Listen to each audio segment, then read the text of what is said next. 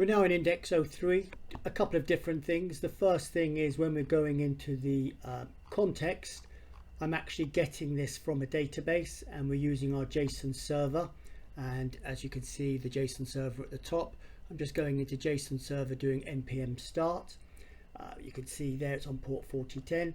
And all I'm doing is I'm getting a particular staff member. So if I go to JSON server into courses.json, and if I come down into staff 51, I'm just basically getting some details back here. But what we're doing is in INDEX03, come back down, is in the context, we're basically just fetching that, getting some data back and adding back a new user object with their ID. The data ID is logged in true and the role.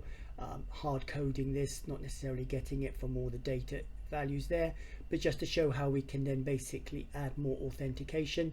And we're using in async the request headers on the rec.body. Request, it gets access to the request in the context, can destructure it, so we get all the kind of request headers that we want from that if we need them, and we'll see that later on in some authentication. And when we come back down here, we've done the same as we've done in cat with carer. We've defined carer name. We've also kind of redefined its cat here, and we can say cat carer name carer dot cat dot carer. We can suddenly see how that this value here is part of this chain, and the same with the dog.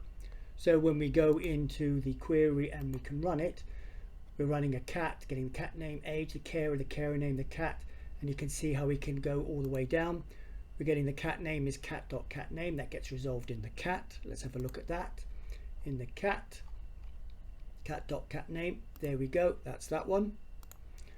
Age, we've seen before that is the random figure here. The carer, well, it's originally carer name query.cat.carer down here, but in the carer, when we come to carer.name, rather than doing query.cat.carer, we're putting carer.carer name, so we're resolving it here.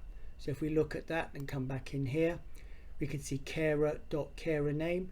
In the carer, it's not getting the one that was resolved in the cat, it's getting the one that was resolved in the carer as it goes down. And if we put in the cat again, cat.catName will be that as in the cat. So because this is a graph and everything's interconnected, when we come to find our carer, because in our queries, when we're returning back a carer and a cat, the resolution gets defined by carer and by cat. Although the cat might define the carer as this and give its own return value, once we have this in our schema, this will defer to this, and basically the resolution of the carer name will be defined by this. The carer object will be defined by this, not by what we hard code in cat. So that's the example of really the resolver chain, and we've seen that here.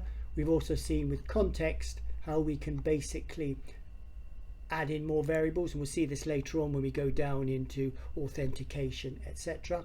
But this is just an example how we can connect to a server. We can get the request headers and request.body.query. We can even see the query logged out here.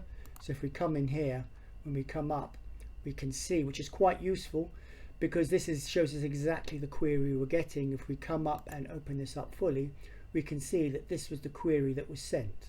There we see it. So straight away we've got access to the query. So if we want to do something behind the scenes and determine based on the query, do something different, we can have access to that.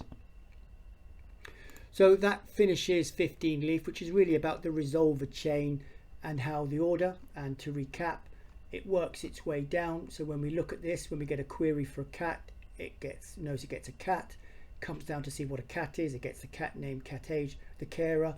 Well, initially it's of type carer, so it must have this structure.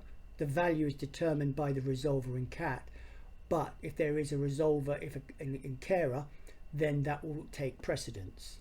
So this will define the shape of what needs to be returned, but if there is a resolver for this, then this will give us back the actual data with this shape.